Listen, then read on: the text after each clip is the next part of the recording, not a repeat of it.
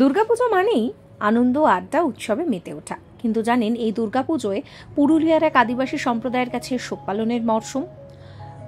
ওরা গ্রামের খেরওয়াল সাঁওতালরা মনে করেন দুর্গা আসলে উচ্চবর্ণের একজন নারী, যিনি কিনা ছল করে তাদের রাজা হুদুদ দুর্গা অর্থাৎ মহিষাসুরকে বধ করেছিলেন। তাই নতুন জামাকাপড় কেনার বদলে তারা এই সময়ে রাজার উদ্দেশ্যে উপহার কেনেন। এই শোক পালনের সময়টা তাদের কাছে দশাই নামে পরিচিত। কিন্তু কে হুদুদ দুর্গা, কেনই বা মা দুর্গার বদলে তিনি পুজো পান?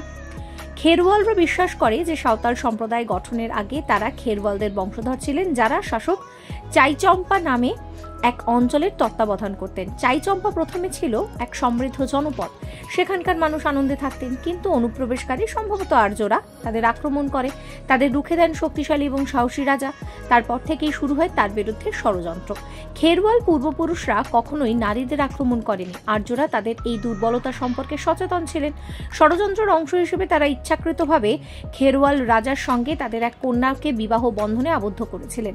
রাজা মহিষাসুর যখন তাদের নববিবাহিত স্ত্রী দ্বারা নিহত হন, তখন খেরওয়ালদের নিজের জায়গা জমি ছেড়ে পালানোর আর কোনো উপায় ছিল না। শত্রুদের হাত থেকে বাঁচতে পুরুষরা মহিলা সেজে পালান। সেই দিন থেকেই এই আদিবাসী সম্প্রদায় একে হুদুদ দুর্গা শহীদ দিবস হিসেবে পালন করেন। শুধু পুরুলিয়া নয়, অসুর বা মহিষাসুর পুজোর ঐতিহ্য বাংলার আরও বেশ কিছু আদিবাসী গ্রামে ছড়িয়ে ছিটিয়ে রয়েছে। Follow for more.